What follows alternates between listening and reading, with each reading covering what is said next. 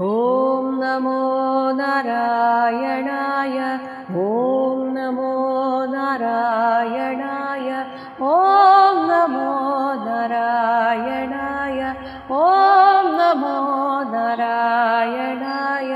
ഓം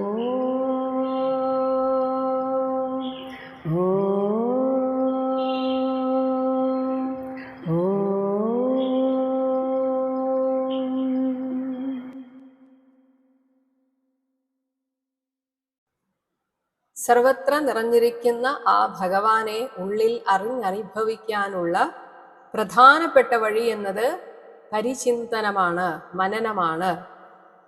അതെങ്ങനെ വേണം എന്ന് പറയുന്നു 25-ാമത്തെ ശ്ലോകത്തിൽ.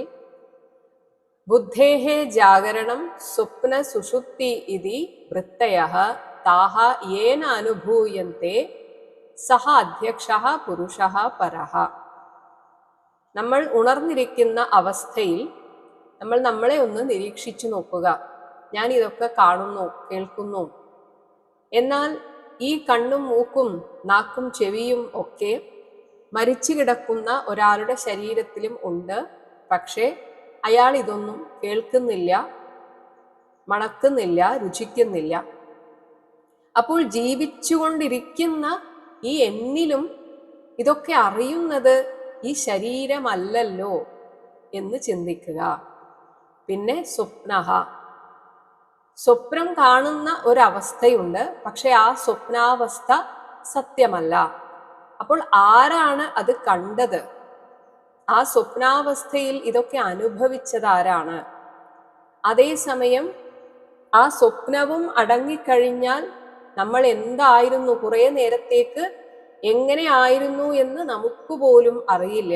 അങ്ങനെയുള്ള സുഷുപ്തി അവസ്ഥയെ കുറിച്ചും ചിന്തിക്കുക. ഇതി ബുദ്ധേഹേ വൃത്തയഃ. ഇങ്ങനെ ബുദ്ധിക്ക് 3 അവസ്ഥാഭേദങ്ങളുണ്ട്. എന്നാൽ താഹ, ഇതെല്ലാം യേന അനുഭൂയന്തെ, ആരാൽ അനുഭവിക്കപ്പെടുന്നുവോ സഹ, അവൻ ഈ പറഞ്ഞ ശരീരം, മനസ്സ് എന്നിവയിൽ നിന്നൊക്കെ പരഹ, അകന്നു നിൽക്കുന്ന അധ്യക്ഷഃ പുരുഷഃ, സാക്ഷീഭൂതനായ ആത്മാവാകുന്നു. ഇങ്ങനെയുള്ള നിരന്തര പരിചിന്തനം കൊണ്ട് നമ്മുടെ നിത്യപ്രവൃത്തികളിൽ നിന്നൊക്കെ വ്യതിരിക്തനായി നിൽക്കുന്ന ആ ഈശ്വരനെ അറിയാൻ ശ്രമിക്കണം. അതേപോലെ നമ്മൾ നമ്മുടെ ഉള്ളിൽ തന്നെ ഈ പ്രവൃത്തികളിൽ നിന്നൊക്കെ മാറി നിന്നുകൊണ്ട് എല്ലാം നോക്കിക്കാണുന്ന ആ ഈശ്വരനെ അനുമാനിച്ചെടുക്കണം. അതാണ് 26-ാമത്തെ ശ്ലോകം. ഏഭിഹി ത്രിവർണൈഹി പര്യസ്തൈഹി ബുദ്ധിഭേദൈഹി ക്രിയോദ്ഭവൈഹി സ്വരൂപം ആത്മനഃ ബുദ്ധ്യേത് ഗന്ധൈഹി വായും ഇവ അന്വയാത്. ത്രിവർണൈഹി, 3 ഗുണങ്ങളോടും, ക്രിയോദ്ഭവൈഹി, കർമ്മജങ്ങളായും, പര്യസ്തൈഹി, ആത്മധർമ്മത്തിൽ നിന്ന്, പരമാത്മാവിൻ്റെ ആ കേവല സ്വരൂപത്തിൽ നിന്ന് വ്യത്യസ്തമായിരിക്കുന്ന, ഏഭിഹി ബുദ്ധിഭേദൈഹി, ഇങ്ങനെയുള്ള ഈ ബുദ്ധി പരിണാമങ്ങൾ നമ്മുടെ ജാഗ്രത്തിലും സ്വപ്നത്തിലും സുഷുപ്തിയിലുമൊക്കെ സംഭവിക്കുന്ന ഇവയ്ക്കെല്ലാം അതിരിക്തനായിട്ട് ഇതിനെല്ലാം പുറമെ ഒരു ശക്തിയുണ്ട് എന്നത് ഗന്ധൈഹി വായും ഇവ. ഒരു പുഷ്പത്തിന്റെ ഗന്ധം വായുവിൽ പരക്കുന്ന സമയത്ത് നമ്മൾ ആ വായുവിന് ഗന്ധമുള്ളതായിട്ടാണ് പറയുക.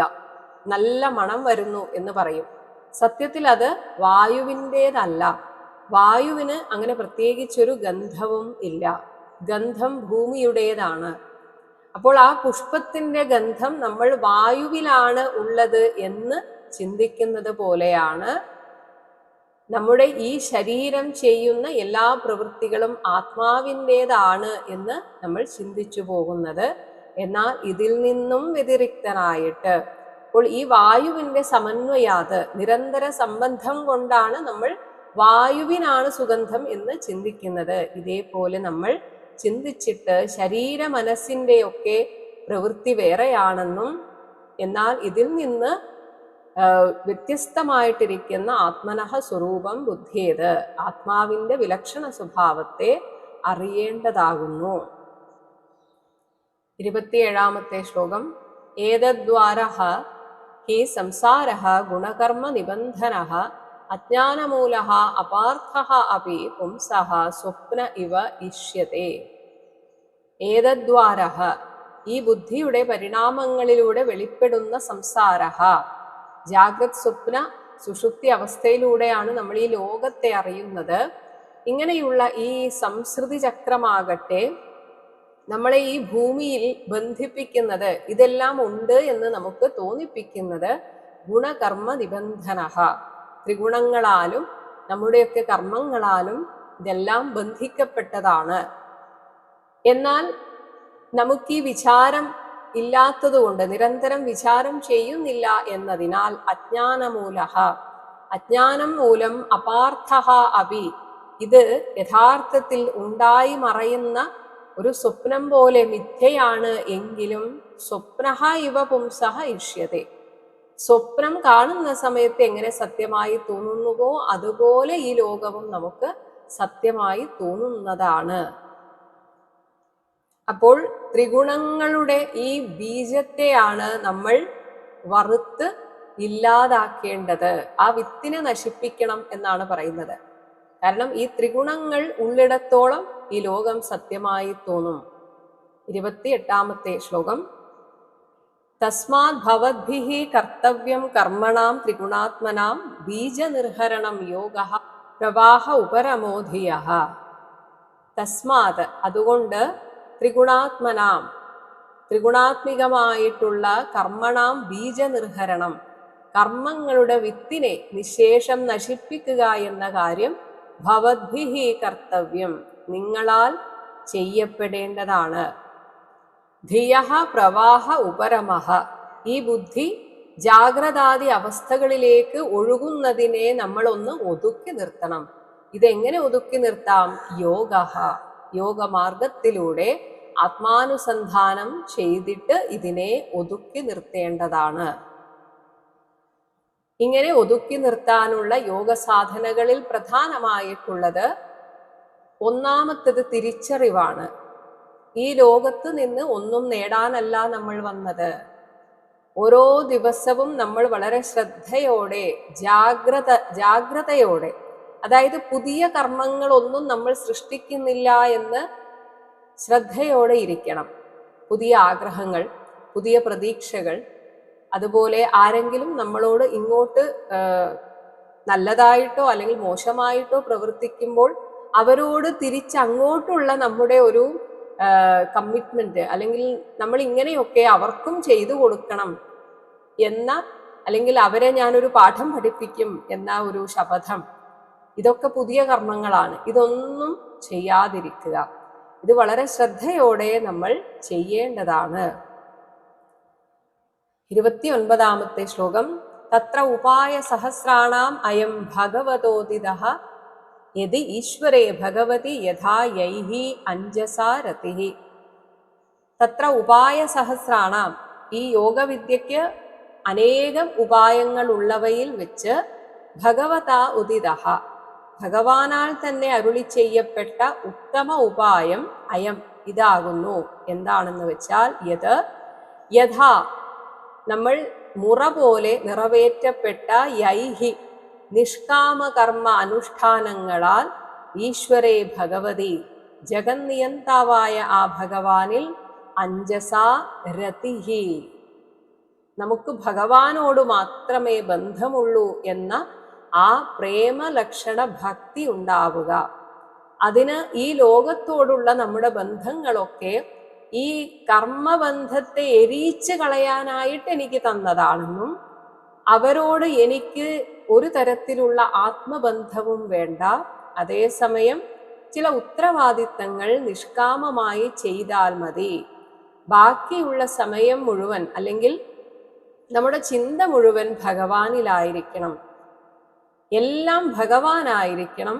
ഭഗവാന്റെ ഒരു പ്രതിനിധിയായിട്ട് എനിക്ക് ആരെയൊക്കെയാണോ സംരക്ഷിക്കാൻ അല്ലെങ്കിൽ നോക്കാൻ വേണ്ടി, സ്നേഹിക്കാനൊക്കെ തന്നിരിക്കുന്നത്, അവരെ സ്നേഹിക്കുക, അതും ഭഗവാനെ സ്നേഹിക്കുന്നത് പോലെ സ്നേഹിക്കുക. നിഷ്കാമമായിട്ട് ഒന്നും തിരിച്ച് പ്രതീക്ഷിക്കാതെ ഭഗവാനിലേക്ക് എത്തിച്ചേരാനുള്ള വഴിയായി മാത്രം അതിനെ കണ്ടുകൊണ്ട് നിരന്തരം ഭഗവാനിൽ മനസ്സ് വെക്കുക എന്ന പ്രേമഭക്തിയാണ് ഏറ്റവും ഉത്തമമായ മാർഗം. ഈ ഭക്തി എങ്ങനെ വർദ്ധിപ്പിക്കാം?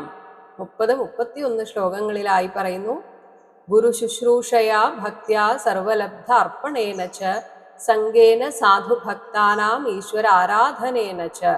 31 ശ്രദ്ധയാ തത്കഥായാം ച കീർത്തനൈഃ ഗുണകർമ്മണാം തത് പാദാംബുരുഹ ധ്യാനാത് തല്ലിംഗേക്ഷണ അർഹണാദിഭിഃ. ഒരു നല്ല ഗുരുവിനെ കിട്ടുക എന്നത് മഹാഭാഗ്യമാണ്. പക്ഷെ ഗുരു ശ്രേഷ്ഠനാണോ എന്ന് നമ്മളും പരീക്ഷിച്ചറിയേണ്ടതുണ്ട്. അതുപോലെ തിരിച്ചിങ്ങോട്ടും നല്ല പരീക്ഷണങ്ങൾ ഉണ്ടാകും. അങ്ങനെ മാത്രമേ ഒരു ഗുരു നമ്മെ സ്വീകരിക്കുകയുള്ളൂ. അങ്ങനെ കിട്ടിക്കഴിഞ്ഞാൽ പിന്നെ ആ ഗുരുവിനെ ശുശ്രൂഷിച്ചാൽ തന്നെ മതി എന്നാണ്. ഗുരു ശുശ്രൂഷയ, ഗുരുപരിചരണം കൊണ്ടും ഭക്ത്യ, ഗുരുഭക്തി കൊണ്ടും സർവലബ്ധ അർപ്പണേനച്ച, അതുവരെ ലഭിച്ചതെല്ലാം നല്ല കാര്യങ്ങൾക്കായി വിനിയോഗിക്കുക കൊണ്ടും സാധുഭക്താനാം, സദ്വൃത്തന്മാരായ ഭക്തന്മാരുടെ സംഗേന, സമ്പർക്കം കൊണ്ടും ഈശ്വര ആരാധനേനച്ച, ഭഗവാനെ ആരാധിക്കുന്നത് കൊണ്ടും, അതുപോലെ ഭഗവത് സ്മൃതി എന്നും നിലനിർത്താൻ ഭഗവാന്റെ കഥകൾ കേൾക്കുക. തത് കഥായാം ശ്രദ്ധയാച്ച, ആ കഥ കേൾക്കാനുള്ള ശ്രദ്ധ വളർത്തി അങ്ങനെ അതിൽ രസിക്കുന്നത് കൊണ്ടും, ഗുണകർമ്മണാം കീർത്തനൈഹി, ഭഗവാന്റെ ഗുണകർമ്മങ്ങളെ കുറിച്ച് കീർത്തിച്ചുകൊണ്ടും, തത് പാദാംബുരുഹ ധ്യാനാത്, ഭഗവാന്റെ പാദാരവിന്ദങ്ങളെ ധ്യാനിച്ചുകൊണ്ടും, തല്ലിംഗ ഇക്ഷണ അർഹണാദിഭിഹി, ഭഗവാന്റെ വിഗ്രഹങ്ങളെ ദർശിക്കുക, പൂജിക്കുക മുതലായവ കൊണ്ടും ഈ പറയുന്ന പ്രേമഭക്തി ഉണ്ടാകുന്നതാണ്. അതുപോലെ തന്നെ ഏറ്റവും ശ്രേഷ്ഠമാണ് എല്ലാവരിലും ഈശ്വരനെ കണ്ടുകൊണ്ട് ഈ ലോകത്ത് കഷ്ടപ്പെടുന്നവർക്ക് എന്തെങ്കിലുമൊക്കെ സഹായം ചെയ്തു കൊടുക്കുക. 32 ശ്ലോകം. ഹരിഹി സർവേഷു ഭൂതേഷു ഭഗവാൻ ആസ്തേ ഈശ്വരഃ ഇതി ഭൂതാനി മനസാ കാമൈഹി തൈഹി സാധു പൂജയേത്. ഈശ്വരഃ ഭഗവാൻ ഹരിഹി സർവേഷു ഭൂതേഷു, എല്ലാ ചരാചര പ്രാണികളിലും ആസ്തേ ഇരിക്കുന്നു, എല്ലാവരിലും ഇരിക്കുന്ന ജീവചൈതന്യം ആ ഭഗവാനാണ്. അപ്പോൾ ഒരാൾക്ക് ഭക്ഷണം കൊടുക്കുമ്പോൾ അവിടെ ഇരുന്ന് അതിലൂടെ ഇരുന്ന് ഭക്ഷിക്കുന്നതും ഭഗവാനാണ്. അമ്പലത്തിൽ ഒരു വഴിപാട് കഴിക്കുന്നതിന് തുല്യമാണ് അത് എന്ന് മനസാ, അത് മനസ്സിലാക്കിക്കൊണ്ട്, ഭൂതാനി, എല്ലാ പ്രാണികളെയും അവർക്ക് എന്താണോ അപ്പോൾ വേണ്ടത്, വിശക്കുന്നവന് ഭക്ഷണം, മരുന്ന് വാങ്ങിക്കാൻ പണമില്ലാത്തവർക്ക് അതിനുള്ള പണം, ഇനി സ്നേഹിക്കാൻ ആരുമില്ലാത്തവർക്ക് ആ സമയത്ത് കുറച്ച് കൂടെ ഇരുന്ന് വർത്തമാനം പറയുക. ഇങ്ങനെ തൈഹി കാമൈഹി, അവരെന്താണോ ആഗ്രഹിക്കുന്നത് ആ ആഗ്രഹ നിവൃത്തി വരുത്തിക്കൊണ്ട് സാധു പൂജയേത്, വേണ്ട വിധത്തിൽ അങ്ങനെയുള്ളവരെയും പൂജിക്കുക. അതും ഏറ്റവും വലിയ ഈശ്വര സേവയാണ്. 33 ശ്ലോകം. ഏവം വിജിത ഷഡ്വർഗൈഃ ക്രിയതേ ഭക്തിഃ ഈശ്വരേ വാസുദേവേ ഭഗവതി യയാസം ലഭതേ രതിം. ഇപ്രകാരം നിരന്തരം ചെയ്യുമ്പോൾ ഷഡ്വർഗങ്ങളെ, കാമക്രോധാദി 6 വർഗങ്ങളെ ജയിച്ച് ശുദ്ധസ്വരൂപനാകും, ശുദ്ധാത്മാവാകും. ഇങ്ങനെ വിചിത ഷഡ്വർഗൈഃ, കാമക്രോധാദി 6 വർഗത്തെയും ജയിച്ച ശുദ്ധ അന്തഃകരണന്മാരാൽ ഈശ്വരേ ഭഗവതി വാസുദേവേ ഭക്തിഃ ക്രിയതേ, ശരിയായ ഭക്തി അർപ്പിക്കപ്പെടുന്നു. യയാ, ഇതിലൂടെ രതിം സംലഭതേ, നമുക്ക് സ്വയമേവ ഒരു ആത്മപ്രസാദം, ഉള്ളിലൊരു പ്രസാദം ഉണ്ടാകുന്നു. ഈശ്വര ആരാധന എങ്ങനെ പൂർണ്ണമായി എന്ന് നമുക്ക് മനസ്സിലാക്കാം. അത് ചെയ്തിട്ട് നമുക്ക് എങ്ങനെ അനുഭവപ്പെടുന്നു എന്നതുപോലെ ഇരിക്കും. ഭഗവത് ദർശനം, അതായത് അമ്പലത്തിൽ പോയിട്ട് അവിടെ നിന്നുകൊണ്ട് ഈശ്വരനെ ദർശിച്ച പോലെ നമുക്കൊരു അനുഭവം, ഒരു സന്തോഷമുണ്ടെങ്കിൽ ഈശ്വരനും പ്രസാദിച്ചു എന്ന് അർത്ഥം. ഒരു പ്രവൃത്തി ചെയ്തിട്ട് നമുക്ക് സ്വയമേവ ഉള്ളിൽ ഒരു ആനന്ദമുണ്ടാകുന്നു എങ്കിൽ ഭഗവാൻ പ്രസാദിച്ചു എന്ന് അർത്ഥം. ഇങ്ങനെയാണ് ഭഗവാൻ പ്രസാദിച്ചു, അനുഗ്രഹിച്ചു എന്ന് മനസ്സിലാക്കേണ്ടത്. അപ്പോൾ അവനവന് കിട്ടുന്ന ആത്മസംതൃപ്തിയാണ് ഈശ്വര ആരാധനയുടെ പൂർണ്ണത. നമ്മുടെ ഉള്ളിൽ യഥാർത്ഥ ഭക്തി പ്രകാശിച്ചു എന്നതിൻ്റെ തെളിവെന്താണ് എന്ന് 3 ശ്ലോകങ്ങളിലായിട്ട് പറയുന്നു. നിശമ്യ കർമാണി ഗുണാൻ അതുല്യാൻ വീര്യാണി ലീലാതനുഭിഃ കൃതാനി യഥാ അതിഹർഷ ഉത്പുളകാശ്രുഗദ്ഗതം പ്രോത്കണ്ഠ ഉദ്ഗായതി രൗതി നൃത്യതി യഥാ ഗ്രഹഗ്രസ്ത ഇവ ക്വചിത് ഹസതി ആക്രന്ദതേ ധ്യായതി വന്ദതേ ജനം മുഹുഹു ശ്വസൻ വക്തി ഹരേ ജഗത്പതേ നാരായണ ഇതി ആത്മമതിഃ ഗതത്രപഃ തദാ പുമാൻ മുക്ത സമസ്തബന്ധന തദ്ഭാവഭാവാനുകൃതാശയാ കൃതിഃ നിർദഗ്ധ ബീജാനുഷയോ മഹീയസാ ഭക്തിപ്രയോഗേണ സമേത്യ അധോക്ഷജം. യഥാ എപ്പോൾ ഒരു മനുഷ്യൻ പുമാൻ അതുല്യാൻ ഗുണാൻ ഭഗവാന്റെ അനുപമങ്ങളായ ഭക്തവാത്സല്യാദി ഗുണങ്ങളെയും ലീലാതനുഭിഃ ഭഗവാൻ ഒരു ലീലക്കായി സ്വീകരിച്ച നാനാ ശരീരങ്ങളാൽ കൃതാനി ചെയ്യപ്പെട്ട കർമാണി പ്രവൃത്തികളെയും വീര്യാണി വീരകൃത്യങ്ങളെയും നിശമ്യ കേട്ടിട്ട് അതിഹർഷ ഉത്പുളക അശ്രുഗദ്ഗതം അത്യാനന്ദത്താൽ രോമാഞ്ചമണിഞ്ഞ് കണ്ണുനീരൂറി ഇടറുന്ന അവ്യക്താക്ഷരങ്ങളോടെ പ്രോത്കണ്ഠ ഉത്കണ്ഠനായിട്ട് ഉദ്ഗായതി ഉറക്കെ പാടുകയും രൗതി കരയുകയും നൃത്യതി തുള്ളിക്കളിക്കുകയും ചെയ്യുന്നുവോ യഥാ എപ്പോഴാണോ ഗ്രഹഗ്രസ്ത ഭൂതബാധയേറ്റവൻ ഇവ എന്ന പോലെ ക്വചിത് ഹസതി ചില നേരത്ത് ചിരിക്കുകയും ആക്രന്ദത്തെ മറ്റു ചിലപ്പോൾ നിലവിളിക്കുകയും ധ്യായതി ധ്യാനത്തിലിരിക്കുകയും അതേസമയം ജനം വന്ദതേ ആളുകളെ വണങ്ങുകയും എല്ലാവരും ഈശ്വരനാണെന്ന് കണ്ട് യഥാർത്ഥത്തിൽ ആ ഭക്തിയോടെ തന്നെ ആളുകളെയെല്ലാം വണങ്ങുകയും ആത്മമതിഃ ഭഗവാനിൽ താതാത്മ്യം വന്ന് മനസ്സുറപ്പിച്ച് ഗതത്രപഃ ആളുകൾ തന്നെ ശ്രദ്ധിക്കുന്നുണ്ട് എന്നൊന്നും നോക്കാതെ ലജ്ജ കൈവിട്ടുകൊണ്ട് മുഹുഹു ശ്വസൻ അടിക്കടി ദീർഘമായി നിശ്വസിച്ചുകൊണ്ട് ഹേ ഹരേ ജഗത്പതേ നാരായണ ഇതി ഭക്തി ഇങ്ങനെ തിരുനാമങ്ങളെ ഉച്ചരിക്കുകയും ചെയ്യുന്നുവോ തഥാ അപ്പോൾ ആ ഒരു നിലയിലെത്തി എന്നതിനർത്ഥം ആ ആൾ ശരിക്കും ഭക്തനായി എന്നാണ്. ഭഗവാന്റെ കേൾക്കുമ്പോൾ ശരീരം രോമാഞ്ചമണിയുകയും കണ്ണുനീരിൽ അങ്ങനെ ആറാടുകയും ചിലപ്പോൾ നൃത്തം ചെയ്യാൻ തോന്നുകയും എന്നാൽ ചിലപ്പോൾ മൗനമായിരുന്ന് ധ്യാനിക്കാൻ തോന്നുകയും നമ്മൾ പ്രഹ്ലാദനെ കുറിച്ച് തന്നെ ആ വിവരണം കേട്ടു. അത് തന്നെ ഇങ്ങനെ ആയിക്കഴിഞ്ഞാൽ ഉറപ്പിച്ചുകൊള്ളുക അയാൾ മുക്ത സമസ്ത ബന്ധനഃ എല്ലാ പ്രാരബ്ധ കർമ്മങ്ങളിൽ നിന്നും വിട്ടുമാറിയവനായി തദ്ഭാവഭാവ അനുകൃതാശയാകൃതിഃ ഭഗവാന്റെ ഭാവചേഷ്ടകളെ സങ്കല്പം കൊണ്ട് അനുകരിച്ച മാനസത്തോടും ആ രൂപത്തോടും കൂടിയവനായി നിർദഗ്ധ ബീജാനുഷയഃ ഉന്മൂലനാശം വന്ന അജ്ഞാന ബീജത്തോടും കർമ്മവാസനയോടും കൂടിയവനായി ഭവിച്ച് മഹീയസാ ഭക്തിപ്രയോഗേണ അതിമഹത്തായ ഉത്തമ ഭക്തിയോഗത്തിലൂടെ അധോക്ഷജം സമയതി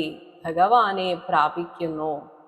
അപ്പോൾ ഏറ്റവും എളുപ്പം എന്നാൽ ഉള്ളിലെ അഹങ്കാരത്തെ വിട്ടുകളയാനുള്ള ആ ഒരു മടി കൊണ്ട് അല്ലെങ്കിൽ അത് പറ്റാത്തത് കൊണ്ട് മാത്രം ബുദ്ധിമുട്ടായി തോന്നുന്ന ഭക്തിമാർഗമാണ് ഏറ്റവും ശ്രേഷ്ഠമെന്ന് പ്രഹ്ലാദൻ പറഞ്ഞുറപ്പിക്കുന്നു. ഇങ്ങനെയൊരു ഭക്തിയാൽ സാധിക്കുന്നത് എന്താണെന്ന് 37-ാമത്തെ ശ്ലോകം പറയുന്നു. അധോക്ഷജാലംഭം ഇഹ അശുഭാത്മനഃ ശരീരിണഃ സംസൃതി ചക്രശാതനം തദ്ബ്രഹ്മനിർവാണസുഖം വിദുഃ ബുധാഃ തതഃ ഭജധ്വം ഹൃദയേ ഹൃദീശ്വരം. അധോക്ഷജ ആലംബം ഭഗവാനിലുള്ള ആ മാനസിക സ്പർശം ഇഹ ഈ ലോകത്തിൽ അശുഭാത്മനഃ ശരീരിണഃ മനോമാലിന്യം ബാധിച്ച ദേഹിയുടെ സംസൃതി ചക്രശാതനം സംസാരചക്ര ഭ്രമണത്തിന് അറുതി വരുത്തുന്നതാകുന്നു. തത് അതിനെ ബുധാഹ അറിവുള്ളവർ ബ്രഹ്മനിർവാണ സുഖം വിദുഹു ആ സമാധി അവസ്ഥയിൽ കിട്ടുന്ന അതേ ആനന്ദമായിട്ട് കരുതുന്നു. തതഹ അതുകൊണ്ട് ഹൃദയേ അവനവന്റെ ഹൃദയത്തിൽ ഹൃദീശ്വരം അന്തര്യാമിയായിട്ടിരിക്കുന്ന ആ ഭഗവാനെ ഭജധ്വം ഭജിക്കുവിൻ. ഇവിടെ ഹരിഭജനത്തിന് നമുക്കൊരു തടസ്സം എന്ന് കുറച്ചെങ്കിലും പറയാവുന്നത് ഭഗവാനെ നേരിട്ട് കാണാൻ സാധിക്കുന്നില്ല എന്നാണ്. പക്ഷേ വിചാരം ചെയ്ത് ഉറപ്പിക്കാൻ സാധിക്കും നമ്മുടെ ഉള്ളിൽ നമ്മുടെ ജീവനായിട്ടിരിക്കുന്ന ആ ഈശ്വരൻ തന്നെയാണ് നമ്മുടെ ഏറ്റവും വലിയ സുഹൃത്ത്. ഇങ്ങനെ അനുമാനിച്ചെടുത്ത് നമുക്ക് ആ ഭഗവാനിൽ സർവവും സമർപ്പിക്കാൻ സാധിക്കണം. അങ്ങനെയെങ്കിൽ ആ ഭക്തി പ്രയാസമേ അല്ല. 38-ാമത്തെ ശ്ലോകം. കഹ അതിപ്രയാസഃ അസുരബാലകാഃ ഹരേഃ ഉപാസനേ സ്വേ ഹൃദി ഛിദ്രവത്സതഃ സ്വസ്യാത്മനഃ സഖ്യുഃ അശേഷദേഹിനാം സാമാന്യതഃ കിം വിഷയ ഉപപാദനൈഃ. ഹേ അസുരബാലകാഃ അല്ലയോ അസുരബാലന്മാരെ, സ്വേ ഹൃദി അവനവന്റെ ഹൃദയത്തിൽ ഛിദ്രവത് സതഃ ആകാശം പോലെ സ്ഥിതി ചെയ്യുന്നവൻ, ആകാശം പോലെ പരന്നിട്ട് എന്നാൽ ഒന്നിലും അളക്കാൻ പറ്റാത്തതായിട്ട് എന്നാൽ അതിനുള്ളിൽ തന്നെ ഇരിക്കുന്നു എന്നതുപോലെ ഒരു കുടമെടുത്ത് വെച്ചാൽ അതിലും ഒരു ആകാശമുണ്ട്. ഇതുപോലെയാണ് നമ്മുടെ ഉള്ളിലിരിക്കുന്ന ആ ചിദാനന്ദ രൂപം. ഇങ്ങനെ സതഹ ആകാശം പോലെ സ്ഥിതി ചെയ്യുന്നവനും യഥാർത്ഥത്തിൽ നമുക്ക് ഹിതകാരി, നമ്മുടെ ഒരേ ഒരു ആത്മാർത്ഥ സുഹൃത്ത്, ആ സഖ്യുഹു ഹിതകാരിയും സ്വസ്യ ആത്മനഃ താൻ തന്നെ ആയിരിക്കുന്നവനും ആയിട്ടുള്ള ഹരേഹേ ഉപാസനെ ഭഗവാൻ ശ്രീഹരിയുടെ ഭജന വിഷയത്തിൽ അതിപ്രയാസഃ കഹ എന്ത് കഷ്ടപ്പാടാണുള്ളത്. സത്യത്തിൽ ഈ ലോകത്ത് നിന്ന് കിട്ടുന്നതിലൊന്നും ഒരു സുഖവുമില്ല എന്ന് മനസ്സ് തിരിച്ചറിയുന്ന നിമിഷം നമുക്ക് അങ്ങോട്ടേക്ക് തിരിയാൻ സാധിക്കും. പക്ഷേ ഇത് തിരിച്ചറിയാത്തതാണ് നമ്മുടെ പ്രശ്നം. അതാണ് സാമാന്യതഃ സർവദേഹിനാം പൊതുവെ സകല ജന്തുക്കൾക്കുമുള്ള വിഷയ ഉപപാദനൈഹി ഈ ഭോഗ സാമഗ്രികളുടെ നേട്ടങ്ങൾ കൊണ്ട് കിം എന്ത് കാര്യം, അതിൻ്റെ ഈ നശ്വരതയെ കുറിച്ചൊന്ന് ബോധ്യപ്പെട്ടാൽ മാത്രം മതി. ഭഗവാനിലുള്ള ഭക്തി തനിയേ വന്നുകൊള്ളും. 39-ാമത്തെ ശ്ലോകം. രായഃ കളത്രം പശവഃ സുതാദയേ ഗൃഹാഃ മഹീ കുഞ്ചര കോശഭൂതയഃ സർവേ അർത്ഥകാമാഃ ക്ഷണഭംഗുരായുഷഃ കുർവന്തി മർത്യസ്യ കിയത് പ്രിയം ചലാഃ. രായഃ പണവും, കളത്രം പത്നിയും, പശവഃ നാൽക്കാലികളും, സുതാദയഃ പുത്രപൗത്രന്മാരും, ഗൃഹാഃ വാസഭവനങ്ങളും, മഹീ ഭൂമിയും, കുഞ്ചര കോശഭൂതയഃ ആനകളും ധനനിക്ഷേപങ്ങളുമായ ഭൗതിക സമൃദ്ധികൾ. ഇവിടെ ആന, നാൽക്കാലികൾ ഇതൊക്കെ പഴയ കാലത്തെ ഒരു വലിയ സമ്പത്തായി കണക്കാക്കിയിരുന്നു. അതുകൊണ്ടാണ് ഇതൊക്കെ പറയുന്നത്. ഇന്നാണെങ്കിൽ കാറ്, ബംഗ്ലാവ്, സ്വത്ത്, ഭൂസ്വത്ത് ഇതൊക്കെയാണ്. ഇതെല്ലാം സർവേ ചലാഹ നിലനിൽപ്പില്ലാത്ത അർത്ഥകാമാഹ ഭോഗസാധനങ്ങളാണ്. ഇതൊന്നിനും ഒരു നിലനിൽപ്പും ഇല്ല. ക്ഷണഭംഗുരായുഷഃ സ്വൽപ്പനേരം കൊണ്ട് ആയുസ്സൊടുങ്ങുന്ന മർത്യസ്യ മർത്യന് ഇവയൊക്കെ കിയത് പ്രിയം കുറുവന്തി എത്രമാത്രം ഹിതത്തെ ചെയ്തിട്ടുണ്ടാകും അല്ലെങ്കിൽ ചെയ്തെന്ന് വരും. ഒരു തരത്തിൽ ആലോചിക്കുമ്പോൾ നമുക്കൊക്കെ ഭാവിയെക്കുറിച്ചുള്ള ആശങ്ക കാരണം കിട്ടുന്ന പണത്തിന്റെ പകുതിയോ അല്ലെങ്കിൽ പകുതിയിലേറെയോ പലരും അവരവരുടെ ആ വരുമാനത്തിനനുസരിച്ച് സേവ് ചെയ്ത് വെക്കാറാണ് പതിവ്. പക്ഷെ സത്യത്തിൽ ഈ സേവ് ചെയ്ത ആ പണം നമ്മൾ ഉപയോഗിക്കുന്നുണ്ടോ എന്ന് സംശയമാണ്. അതവിടെ തന്നെ കിടക്കവേ ഇത് ചെയ്തയാൾ മരിച്ചു പോകാറുണ്ട്. പലപ്പോഴും അങ്ങനെയാണ് സംഭവിക്കാറുള്ളത്. എന്നാൽ സേവ് ചെയ്യണ്ടേ എന്ന് ചോദിച്ചാൽ സത്യമാണ്, നമുക്ക് ചില സമയത്ത് പ്രത്യേകിച്ച് ഇന്നത്തെ കാലത്തെ ഒരു ആശുപത്രി വാസം എന്നൊക്കെ പറഞ്ഞാൽ എത്ര ലക്ഷങ്ങളാണ് പോവുക എന്ന് പറയാൻ പറ്റില്ല. അതുകൊണ്ട് സേവ് ചെയ്യണ്ടേ എന്ന് ചോദിച്ചാൽ ചെയ്യണം. പക്ഷേ അതിനും നമുക്കൊരു പരിധി വെക്കാം. അതായത് ഇതിനോടുള്ള ആസക്തി ഇല്ലാതാക്കാം. മാത്രമല്ല മറ്റൊരു കാര്യം, നമ്മൾ എന്തിനാണോ ഈ പണം സേവ് ചെയ്യുന്നത് അതൊരു സങ്കല്പമായിട്ട് അവിടെ നിൽക്കും. അതായത് നമ്മൾ ചിലപ്പോൾ ചില ഇൻഷുറൻസ് പോളിസികളൊക്കെ എടുക്കുമ്പോൾ എനിക്കൊരു അപകടം സംഭവിച്ചാൽ എന്ന് പറഞ്ഞാണ് നമ്മളൊരു പോളിസി എടുക്കുന്നതെങ്കിൽ അതൊരു സങ്കല്പമായിട്ട് നമ്മുടെ ഉള്ളിൽ അവിടെ കിടക്കും. അപ്പോൾ അപകടം സംഭവിച്ചേക്കാം. പ്രധാനമായും ഇന്ന് നമ്മളൊക്കെ പണം സൂക്ഷിച്ചു വെക്കുന്നത് ഒന്ന് ഇതേപോലെ ഭാവിയിൽ എങ്ങാനും കിടന്നുപോയാലോ അല്ലെങ്കിൽ അസുഖം വന്ന് ഹോസ്പിറ്റലിൽ കിടക്കേണ്ടി വന്നാലോ, അപ്പോൾ ആ പേടി ഉള്ളിടത്തോളം കാലം നമ്മൾ എന്ത് സങ്കല്പിക്കുന്നുവോ അതാണ് സംഭവിക്കുക എന്ന് പറയുന്നത് ശരിയാണെങ്കിൽ അസുഖം വന്നാലോ എന്ന് വിചാരിച്ച് സേവ് ചെയ്യുന്ന പണം അസുഖത്തിനു വേണ്ടി തന്നെ നമുക്ക് ചെലവാക്കേണ്ടി വരും. സത്യത്തിൽ ഇങ്ങനെയുള്ള പേടി ഉള്ളത് കൊണ്ടാണ് നമ്മളിങ്ങനെ പൈസ സേവ് ചെയ്ത് വെക്കുന്നത്. പിന്നെ മറ്റൊന്നാണ് വീടെടുക്കുക. അതും കഴിഞ്ഞ ദിവസം ഞാൻ പറഞ്ഞു, നമുക്കൊക്കെ നമ്മുടേതായ സങ്കല്പത്തിലുള്ള വീട് അതിൽ നിന്നില്ലെങ്കിൽ എന്തോ ഒരു കുറവ് പോലെയാണ്. ആരെങ്കിലും എടുത്ത വീട്ടിൽ വാടക കൊടുത്ത് നിന്നാലും മതി സത്യത്തിൽ. പക്ഷെ എന്നാലും നമുക്കത് പോരാ. നമ്മുടെ സങ്കല്പത്തിനൊരു വീട് വേണം. അല്ലെങ്കിൽ ജീവിതം എന്തോ അങ്ങ് കുറഞ്ഞു പോയതുപോലെയാണ് എല്ലാവരും.